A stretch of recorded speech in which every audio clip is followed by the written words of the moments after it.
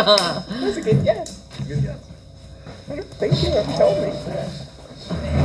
I'll be 68. Hold on a second. Here comes Amanda. I have great nephews, older than Julie. We just started. My daughter's gonna be Not 35 even. this I year. said, hold on a second. It's a good age. My oldest. There you My go. nephews started going over 50. We're like, what the hell is going on? Call the meeting to order. Please stand for the pledge of allegiance. I pledge allegiance to the flag of the United States of America and to the republic for which it stands, one nation, under God, indivisible, with liberty and justice for all.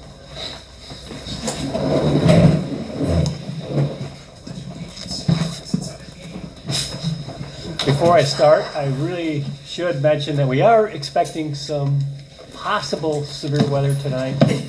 We've never done this before, but there's, in case of tornado or something like that, there's a room back in there. This is probably the worst room you want to be in a tornado. There's room in the kitchen. There's a walk-in refrigerator if you really want to chance it. But just want to point that out, that we don't expect anything, but if it happens, there's probably only one bike helmet here. I let you guys fight over that.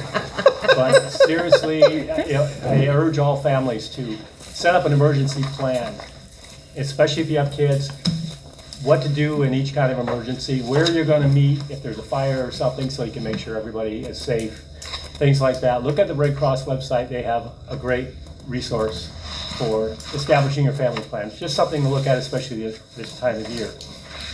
And a helmet really does help. My daughter lives in Oklahoma, Yeah. and they get their tornadoes, and an essential thing that the most you can do to increase your chances of survival is to have a helmet on during a tornado. So just that fact, they have a tornado kit, and every kid has a helmet, and they have helmets. So that's There's just something to point out. Now we can start our meeting. There's slippers in the front hall, but they're not ruby red ones, so. Yeah. The roll call, please.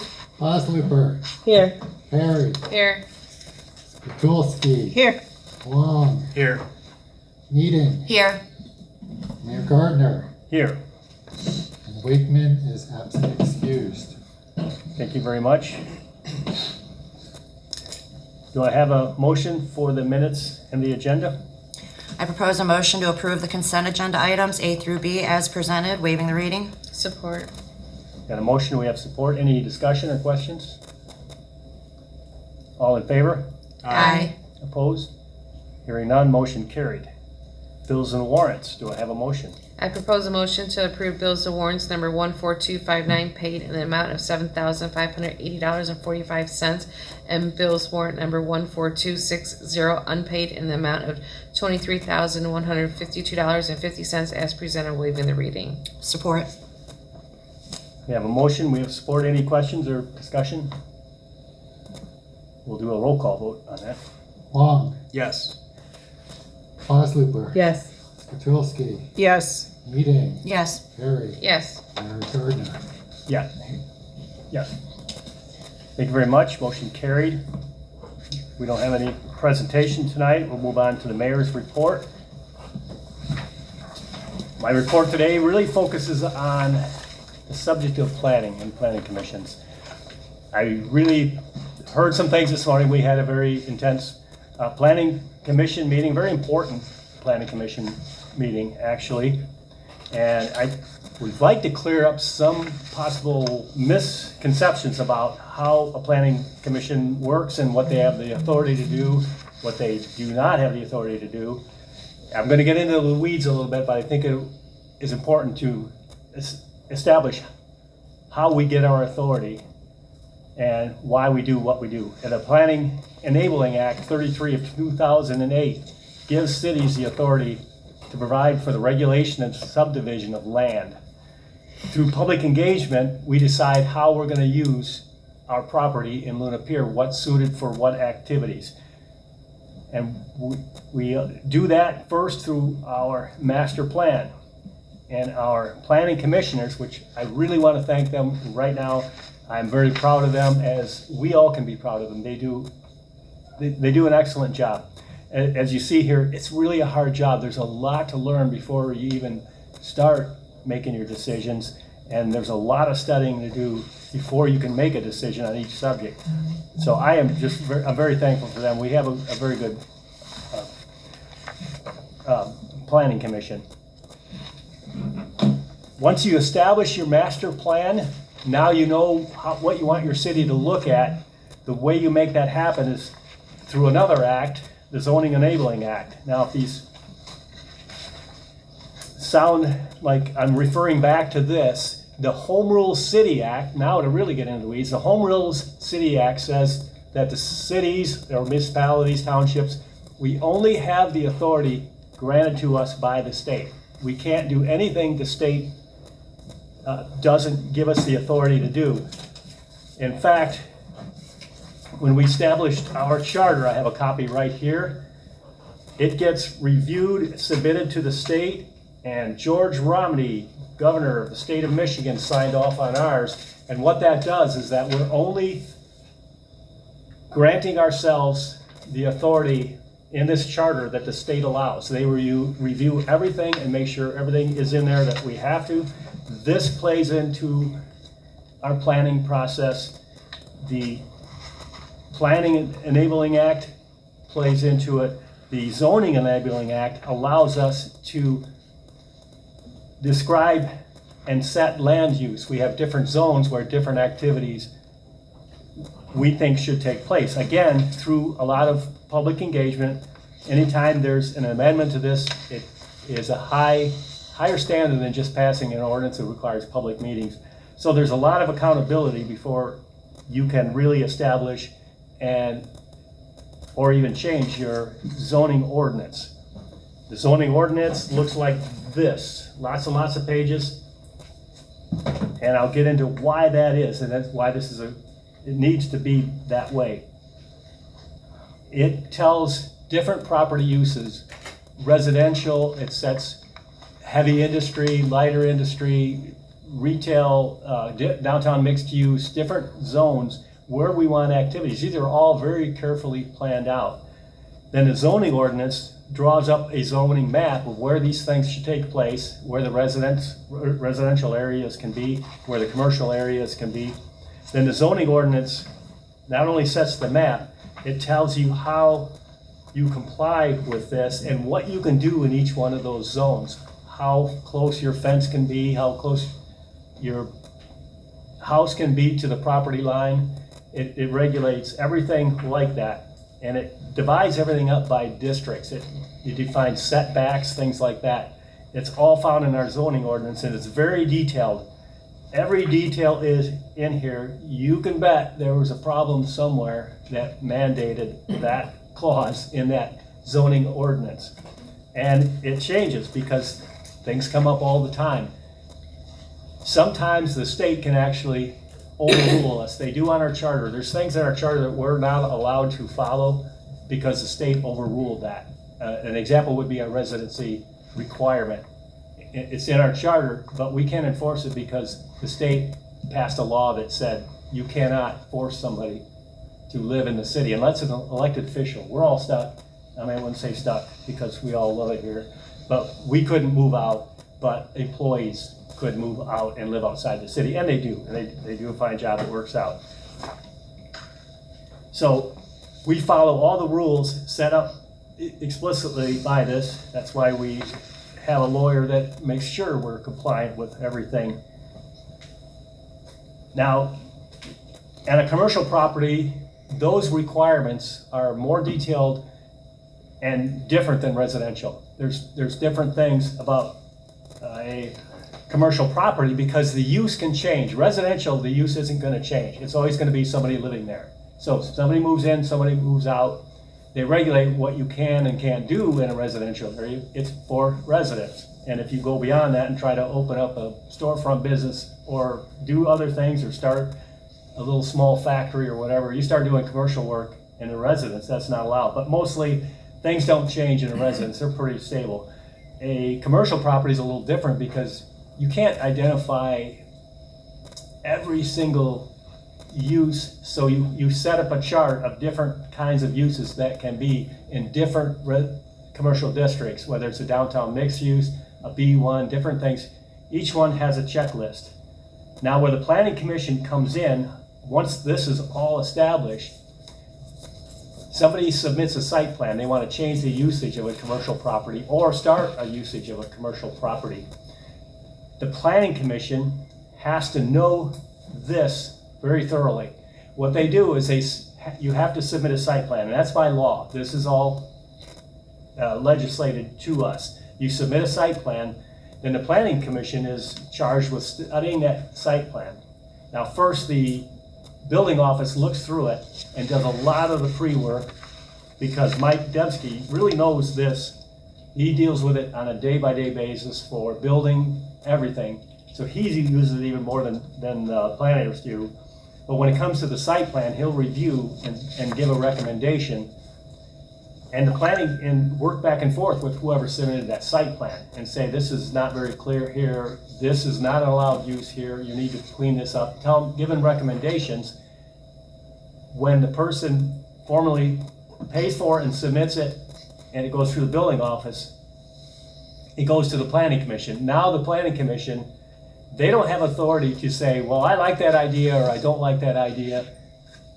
That doesn't matter. What they're judging is the use of the property. Is that use allowed in that district? That's number one. Then they look at all the details of where things are placed on that property, and that's addressed in here somewhere. If there are any questions, they can ask the questions, ask for clarification. What they need to sign that off is every question checked off, so they can verify that is right per our building code, per our zoning ordinance. Everything's in place. It's got all the stuff. There's nothing missing. Parking looks good. You know, we go through paved surfaces rather than gravel surfaces, because our zoning ordinance says it has to be paved if it's a parking lot. Things like that. They go through every detail of that. They're not judging, is this a great idea that we bring this in, or is this a bad idea? They're judging, does it comply here? It's not as subjective as some people think. It's very objective. They have to find it on the plan. Now they can table the plan, and somebody could add the details that they need so that the planning commission can pass it.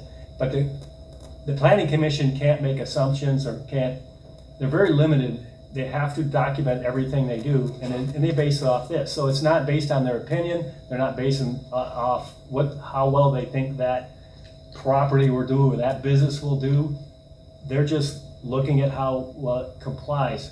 And if they don't have everything checked, they always give somebody a chance to resubmit it and make the corrections and everything. And that's really what the planning commission is charged with. And they made a difficult decision on one, and it's always hard. You know, you want to see things happen in the city, and we all do, and the planning commission does too. But they cannot overlook things. There's disasters that last for generations, consequences that last for generations, and we have some where a planning commission allowed something that really they shouldn't have allowed, and we paid the consequences for a long time. So we like to catch all of that stuff, and maybe it would work out, but if it's not for sure, it needs to be settled for sure, because when it's shovel ready to start work and start building that place, then the site plan can be signed off. So if there are things that have to be done in the future before the site plan can be signed off, you can't get a provisional site plan and say what you're going to do. And we did 2 site plans. This is what really gets confusing. There were 2 site plans, 2 businesses right next to each other, but 2 businesses. One of them applied for a provisional site plan and said, I can't do this because I don't own this property, but if you approve the provisional plan, if you're good with what I want to do here to build a restaurant, and I have to purchase this parking lot first. If you're good with it, then I'll go buy that parking lot and go from here. everything was in place. There were a few questions. There were gonna be, some suggestions, some improvements. They were agreed to, and we could move forward with that plan. Now, it still has to come back when it's shovel ready. When that parking lot is purchased, it's ready to pave. All you need is the okay, and you can start work on that. That's kind of, in a nutshell, what a planning commission does. And I am very proud of them. They put on a lot of work, including Shawnee here. I think you'll agree, there's a lot to learn, and it's a lot of work. There's a lot of work that goes in before that meeting even starts, that they do, and on a volunteer basis. So I'm very thankful for our planning commission. We do have a very good planning commission, and they do their job. This is always a changing thing. We're looking at, on the agenda tonight, what nobody wants to ever talk about is data centers. That things have changed since our zoning ordinance addressed data centers. There was no such thing as a hyperscale data center. They were just like little things that didn't really have a huge impact, and that's how we wrote them into our zoning ordinance. We're gonna vote tonight on a moratorium until we can fix this and put some protections in place and kind of break down some definitions of what we think will be okay and what we think will not be okay, and what kind of protections we can put in. And we'll get into that a little bit later. But that's all I have for this kind of long mayor's report. Any questions? I do have a question. Yeah. Like, I understand the data centers are popping up all over, and it seems to be a thing all over the news that we're seeing, Saline, Frenchtown, all over the state of Michigan. Is there anything that has popped up in relevance to our area that would make us need to address this now, or is this simply a proactive move? This is a proactive move. Nobody, that's a good question. Well, because there's been a lot of it's important to point out. silence on the Erie Road situation, so there's been a few people asking questions, and No, I can say, I know of no plans, nobody has approached the city Okay. about a data center. When they do data centers, they look for places that are like 1,000 acres. Now, that doesn't mean we're safe though, because I don't know, a lot of that area might be buffer, we just don't know yet. Okay. And we're not ready with our ordinance to put protections in place. And Okay. that's a good question. Nobody has come to us. This is proactive. Okay. Laws are changing so fast right now that. Nope, that's understood. I just wanted to make sure. Yeah, that's a good question. I'm glad you asked that. Anybody else? Okay, we'll move on to police report. I think that was submitted late, and the chief is not here.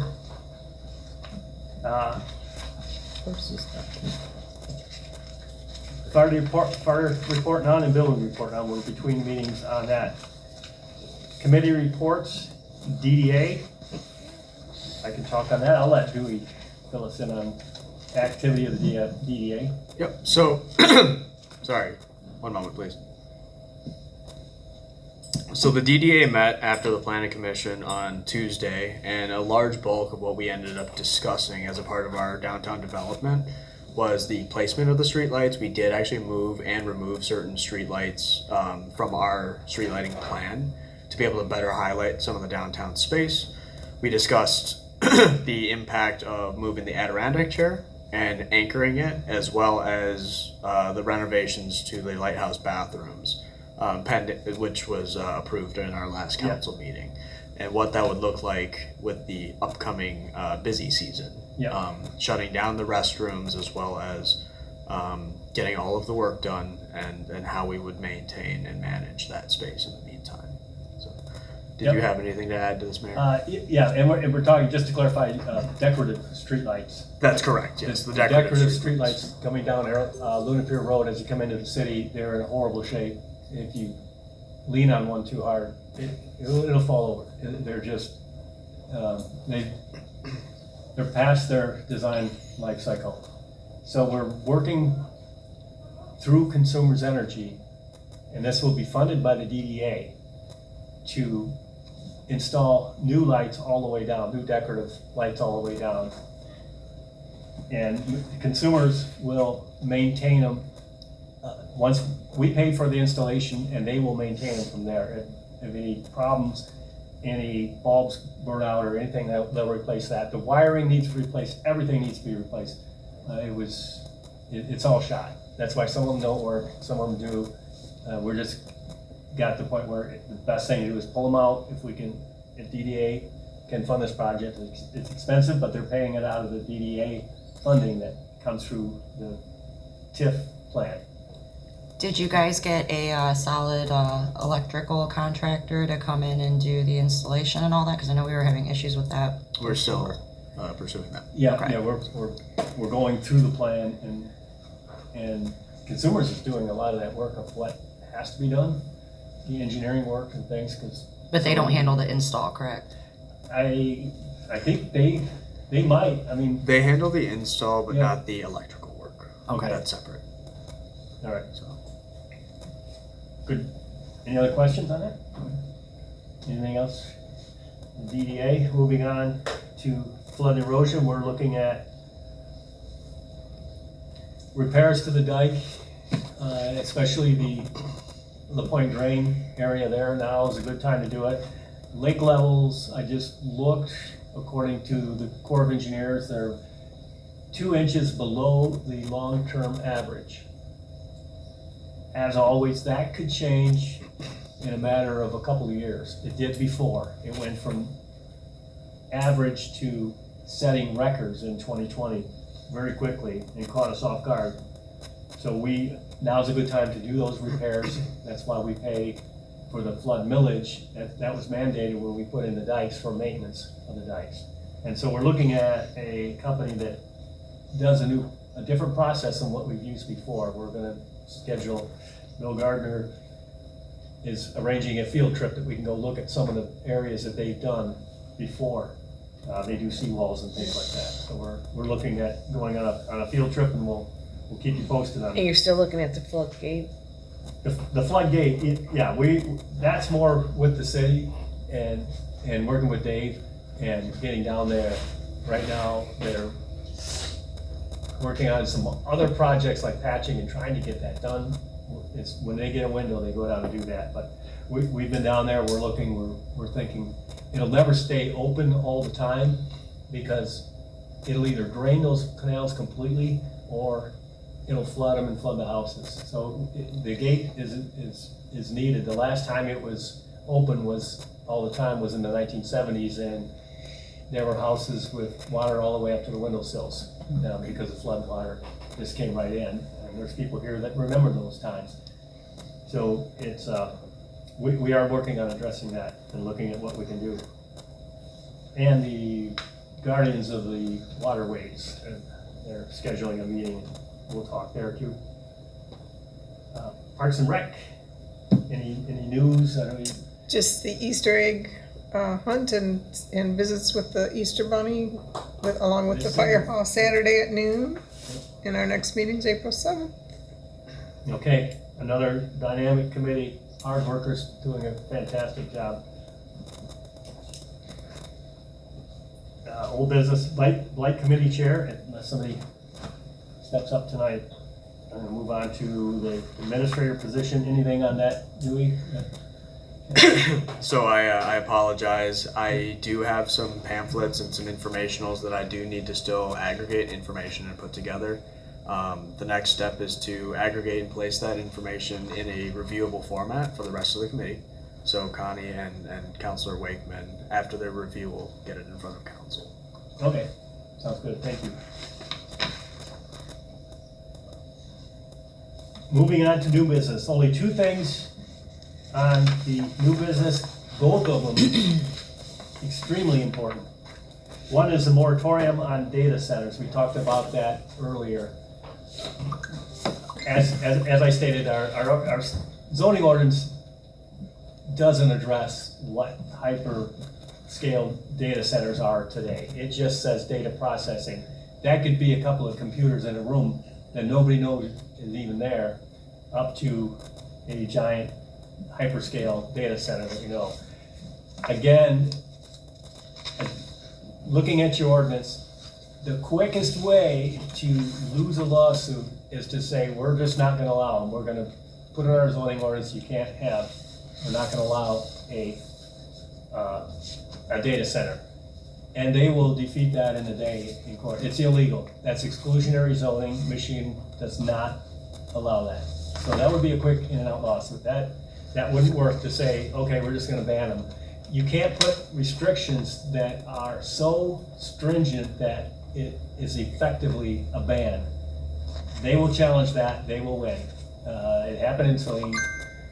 It's a mess. Laws are changing right now.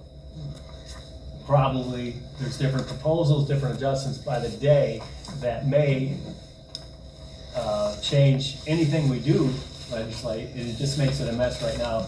It's very volatile, it's a very divisive issue. So I think the best thing to do is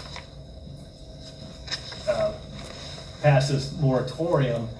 That only gets us a year. That doesn't mean that we're done, we don't have to deal with data centers. That gives us a year to update our zoning ordinance to put protection in place. And again, nobody has ever come to us. Really, there's only one property that would even be close to consideration for a hyper data center. I'm assuming, we haven't changed our zoning ordinance yet, but at the hyperscale center, obviously you can't put those next to, right, in a neighborhood and things like that. And we're small enough of our footprint. Nobody wants to build one there. And nobody has approached us about building one on Erie Road. If they could anytime, but there's been no activity there. If there is, it's better if we're prepared for it. Gagne Road Survey and Engineering Services proposal. We have two companies that submitted some estimates for engineering. Both reputable companies. Spicer Group does a lot of work in this area. They do work for the Monroe County Road Commission. I think they do some for the city. They're very familiar. They're based in Dundee. I really like Wade Trim. With their planning services, we use them for our planning study through our STEMCOG grant. Best I've ever worked with as far as their planning services. In this case, I think Spicer is a better fit. I've gone back and forth with both of them. The original estimate from Wade Trim was quite high. It was way beyond our price range. Not just the engineering, but the scale of the job was somewhere around $800,000, and that's a deal breaker. We don't have that much. Because Jim, I couldn't pay that. what we have in front of us are not equal either, right? Because it looks like the Spicer is Yes. all inclusive, and Now, Wade Trim says there's more to come. yes. The way they're presented, Wade Trim is a little bit lower. But it doesn't include everything Spicer includes. Correct. Correct. And what's really important is the wording on the fees on page 5. What we're doing is we're buying a service and we pay them just for the services provided.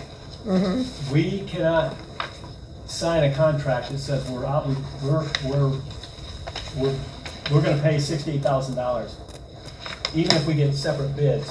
Our procurement policy says that we have to go through a different process. We have to post it. We have to jump through do a lot of extra work and present it to a lot of people. It will take a significant amount of time to do it that way, but we're allowed to hire services out.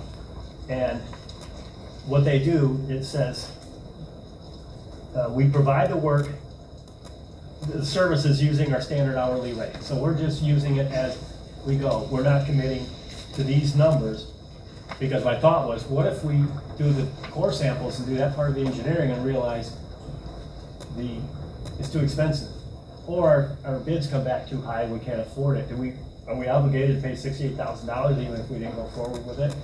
No, you're only buying the services that you need. So that's a huge difference. But with Wade Trim, they want the 57.9. It's the way, it's the way I read it in theirs. That's kind of how they quoted it, is a lump sum. And the prices, the estimates of what it's gonna cost us were significantly higher. And I talked to him and he said, well, you know, we're not familiar with working in your area. Spicer works all the way around us. They know this area real well, and they know how much we have available, and they said, we're confident we can do it within your budget. And Wade Trim didn't think it could. So for that reason, I love Wade Trim, but I am recommending Spicer. I think they're a better fit. I think in the end, based on what they presented us, Spicer's gonna be a lot more cost effective, and it's within our budget. We can afford it. I'm excited about doing a road repaving. Again, I would love to do Harold Drive. I don't have the millions it would take to do that one. It would be at least $1 million to repave that one. Well, and this 68,000, we're not even starting the road, it's all studies, right? Actually, the first phase is the most important, are the core samples and preparing for the bids. When we put it out for bid, we have to say exactly what we want with that road. Because if we just say repave it, we're gonna get the cheapest paving job, and it could be inferior, but cheap. We have to specify exactly what we want done. And that's the only thing that's fair for the person doing the bidding. We have to tell them exactly what we want, and then they know how much they can do it for. So any job you do like that, you really need to specify. Then the other services come when they start doing the work. You need somebody an engineer to make sure it's done properly. And we went through all of this with Lakewood Road, with Luna Pier Road when we repaved them. We had our engineer on site for every phase of it, and they made sure everything was done right and advocated for the city. None of us are paving experts to that degree. They're making sure we're getting what we put up for bid and what they agreed to do. So that's why the different phases, and we pay these as they go at a standard fee. The quick question. Yes. Regarding timeline, how long do these phases realistically take? Like, we vote on this tonight, you know, I would imagine they're not gonna start tomorrow, but like, as far as for the road actually being paved, what are we looking at long-term as far as a guesstimate timeline? I'm really pushing, and he said, it'll be tight, but I think we can do it. It's by September. Okay. I would really like to get that done. It's horrible, coming down that, over the viaduct, and I can't lean on Erie and LaSalle out their side when Right. ours is much worse. But we have to pick one road, and really the dream is to get Harold Drive repaved, but that is a different bucket of money. And that's Right. a major road, and Gagne is a local road. So it's a completely different fund. So we couldn't hold back our Gagne Road money and put it towards Harold Drive. That's a restricted fund. It can only go to a local road. Any other questions? If not, we'll move on to public community input. Anybody has anything to say? You know the rules. Just let us know who you are, what city you live in. Jesse Griffin, 10721 Ellen Street. So I understand that we probably won't be getting a data center here in Luna Pier. I think that's pretty far off just due to our location. But they already have these data centers in our areas. How far is there? They got to get the data from somewhere. How far and how soon will it be before there's the electrical stops or stop signs or cameras on our speed limit signs? How soon before that becomes a part of Luna Pier? Because I'm under the understanding now that we already use some form of data collection here in Luna Pier, as far as to figure out where our hot spots are and where we're earning money in our city. I could be wrong, but my question is though, so the moratorium, will also define what else they can do other than the data collection points, or? No, not really. I mean, it doesn't. And as far as like flock cameras, is that what you're talking about, like Yeah. flock cameras? I would assume. I am vehemently opposed to that. Our chief doesn't like that idea at all. I agree with you on personal privacy. Yeah, because the data's gotta come from somewhere, and they're gonna collect it on all of us regardless if we want to, but I'd like Yeah. to hold off as long as we could. Yeah, no, the city doesn't go through any kind of data collection on phones and things and people, things going through. We've used a thing called, it's Pacer.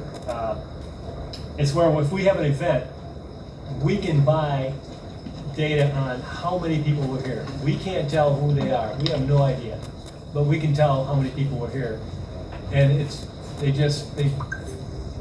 they collected, somebody else actually collects all this data that's out there, and everybody buys that, businesses, everybody else. Mayor, if I may, Yeah. Go ahead. so It's your business. Yeah. thank you. There's actually two aspects here. So the data centers themselves are aggregations. They typically provide services in terms of cloud services. It's more of a service provider for a business to business, or somebody who wants to maybe utilize cloud services for one reason or another from a consumer grade standpoint. That's actually separate from the data collections that you're referring to. Data collections you're referring to are typically businesses that focus on a specific niche and market, right? So what you're referring to when you're talking about collecting of data points, things like Flock, those are actually separate businesses that may leverage these services from these data centers. They may be stored in these locations. But in terms of how they utilize their data is up to their business model, and how that data is brokered is completely separate as well. Speaking to the mayor's point with Placer or these data aggregations where it's off of our cell phones, Yes. those types of services are actually coming from our service providers. So your AT&Ts, your Verizons, T-Mobiles, et cetera, will actually anonymize and sell that data. And those are housed in data lakes, which are tangential to what we're looking at for these data centers, if that makes sense. Thank you for the clarification. Yep, yep. And I will clarify that we do have some cameras, like the police department now just put in cameras, but we don't collect that data or run plates with it or anything like that. It's always after the fact. If something happened, we'll look and see. Even a ring cam, Oh, absolutely. a ring cam collects a lot more data. That's why I got a ring cam. Yeah, and they collect way more data than we do. I understand. We just want to see if something happens. We want to go back and try to have some avenue. Any other? And if not, we'll move on to council action. Ordinance number 251, moratorium on data centers. This is our second reading and adoption. We introduced it at one meeting. We made some grammatical corrections and a couple of clarifications that did not really change the intent or the content at all. So this one has a couple of different wording changes, but it's just for clarification. It's none of the intent. And our attorney reviewed and said, yes, you're fine with the changes that were made. You don't have to reintroduce it because they're not substantial and don't change the intent of the wording. So do I have a motion? Yeah. Please. I propose a motion to approve ordinance 251, moratorium on data centers ordinance, second reading as presented, waiving the reading. Support. We have a motion, we have support. Any discussion? We'll do a roll call vote. Wong, Yes. Harry, Yes. Eden, Yes. Pajulski, Yes. Osluker, Yes. Mayor Gardner. Yes. Thank you very much. And just to nerd out on regulations, this is in the form of an ordinance, which it has to be. You can't do anything but an ordinance to override your zoning ordinance right here. So just a little fact that might come in handy later on. Gagne Road Engineering, Survey and Engineering Services proposal. Do I have a motion? I propose a motion to approve the Spicer Group approval for Gane Road Study and Engineering Services in the amount of $68,000 as presented, waiving the reading. Support. We have motion, we have support. Any discussion? Just one item. One item that stood out to me specifically is the Phase 2, line item I, page 3. The bidding assistance portion, I think, is actually very large, which is fantastic. The assistance with being able to collect the bids, assess the bids, and Correct. make a recommendation on which contractor to go on to perform the work is actually a really nice turnkey to be able to allow us, who are not necessarily pros at Yes. understanding roads and road construction, to make an educated decision. That really resonated with me. Thank you. And I consulted with the Will County Road Commission. They knew exactly who I was talking to, and I got their opinion. They said, yes, they're very good. They come highly recommended. So I'm very confident that they will give us the best service. And I will, just for clarification, point out that we're not committing to the $68,000. That's just their estimate of what the total will be as we purchase the services going along as needed. That's an important Will distinction. each step come before before the council again? Yes. To approve? Yeah, yes, especially the bidding process will go through the publication and everything that's required. That has, because it involves federal funds, takes a significant higher bar and a lot of little checks. If you look at our purchasing agreement, it's pages and pages of things that we have to comply with to bid this project. And because we're buying one thing that costs that much money, then it has to go through that process. So that will be a subject of council action later. We're kicking it off right now. Okay, thank you. Any other questions? That's the maximum of 60. They said that's a maximum, unless they run into something major, and they will inform us beforehand if we go over that. They think it'll be that much or even less if they described to me as that's a maximum figure that we anticipate you would run into with that engineering cost. Any other questions? Do a roll call vote. Osluper, Yes. Petulski, Yes. Eading, Yes. Harry, Yes. Wong, Yes. Mayor Gardner. Yes. Thank you very much. Woo. Paving a street. It's been a long, long time since we've done that. I'm really happy to help we can make an habit of it. Correspondence. Here, council action. I'll start down here. Since the weather's starting to warm up and we're gonna have busy season coming soon, I'll get on my annual dead horse. Where are we at on the other crosswalk signs? Because we had that one put up, and then there have not been any more put up. And then That's the no, that's a good reminder. and the 'cause no dog signs and, Well, they're actually, we increased the number of no dog signs and everything on the beach. And are they right at the entrance to the sand too? I'll have to Because look I and seen the see. ones in the parking lot, but I think we need to have bigger reminders, like right as people are Yeah. entering the beach. If not, I'll look and see. Okay. And I agree on those crosswalks. I really like what Monroe has on some of their streets. They put one right on the center lane. Yes, I brought that up before, yep. I really like that. I think that would be a great addition, for in front of the post office. Yes, I do too. I will. And then I'll get on down that. at the corner by the lighthouse as well. Yep, and they can be removed for snow removal. But, Yes. For the summertime, we do need those. Councilor Perry. I'm good, thank you. Moving down, let's see, Shawnee? Yes, Councilor thank Boston. you for the recognition for even me on this. But I do have a question. It seems like every time there's a planning meeting, you kind of take over it in your notes. Why is that? Why not give me the opportunity to do a report on things? I have no excuse for that, and I'm sorry, I apologize for that. Yeah, you should, I mean, that's why I'm there. That's why you appointed me the Yes. chair. that was oversight on my part, I apologize. Okay. It seems I like stand- every time. I stand corrected, you are correct. I will make a effort to do that. Give I you mean, this your- was very nice. I Yeah, you appreciate do. this for the recognition. Right. And as you said, even And me. it's heartfelt, So- you guys, you really do a great job, and it is really hard work, it's one of the hardest committees to do. It can be stressful.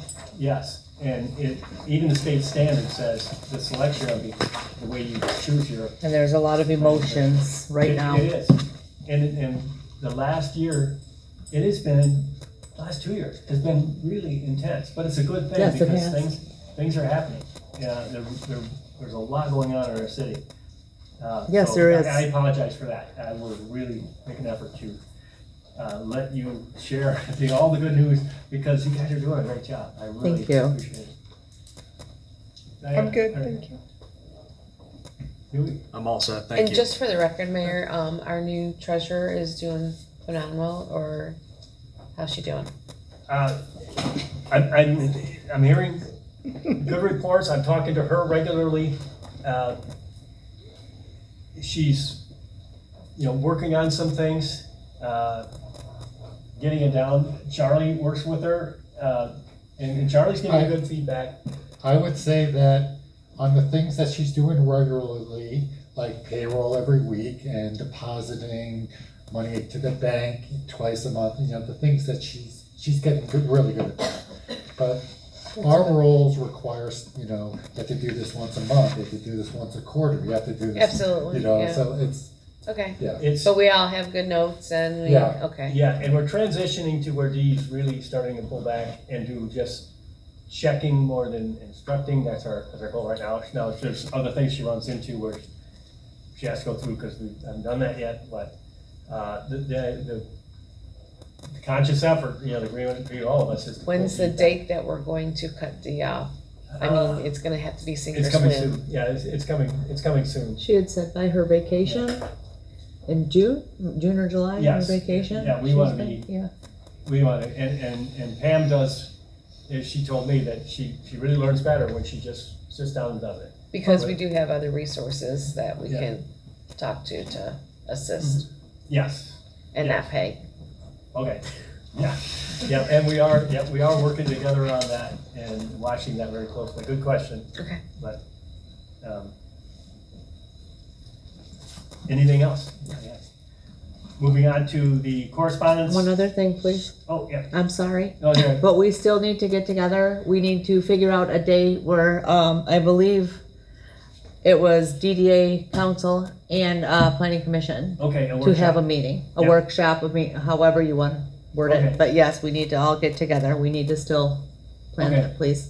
We Yep. can't exclude Parks and Rec, they do too much to exclude them. I think, Yeah. I think we all should have Yeah. a workshop together, every Yes. single Yes. committee. Yeah. We And should all anytime be you in have a this room quorum- and the public, involved, so that The way way. it was put into, excuse me, but the way it was put into the master plan is all departments. Yes. Yes, yeah, we can do that, and it has to be a workshop, and it has to be posted, because it is a public meeting, because we'll have a quorum there, and we will go. With forward. summer coming and all the activities coming up and everything, Yes. I think it should be soon, please.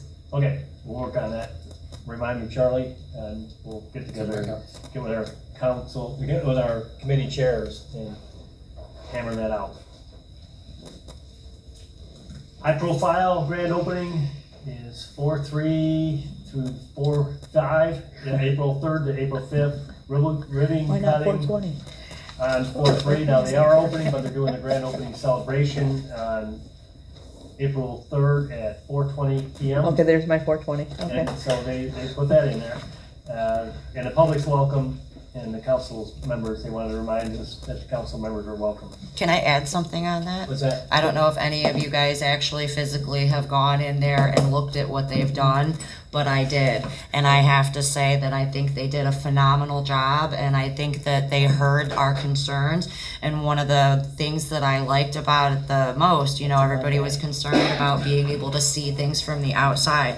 And even when you walk up to their front door, all you can see is a purple and white wall inside the building and a podium and a countertop. They have another door in that wall, and then when they open that door, that's where everything is. It's Okay. walled off by an actual wall, not glass doors that you can see through. Everything is contained, and once you walk in there, it's done beautifully. They really did do a good job, and I do think I feel like they took a lot of our concerns that we brought up into consideration in the design and construction. I'll have Good, to that's stop very there. good feedback. I know that's Just really say a that. solid building. It's really Great built right. outside. Yeah, They I did can't the wait to see it this landscaping. summer. I can't wait to see their landscaping Yeah, and the this finished summer. I can't product. wait. Yeah. Thank you very much. Easter egg hunt, if you wanna see something fun, March 28th, 12 noon, that's this Saturday, 12 noon. It's really fun, kids just really enjoy that. A great community and family event. City Hall will be closed Friday, April 3rd for Good Friday. Coming up. Future meeting dates, Parks and Rec, April 7th, 2026, 7 p.m. at the library. City Council, Thursday, April 9th, 7 p.m. Water Tower Park.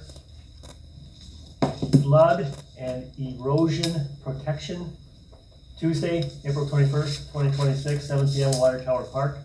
Planning, Tuesday, April 28th, 6 p.m. at Water Tower Park. And then DDA afterwards, same day, 7 p.m. at the Lighthouse. Do I have a motion to adjourn? I'll Make a motion. to adjourn. Support. You started off, Charlie, all in favor? Aye. Opposed? Meeting adjourned. Thank you very much. So when's the,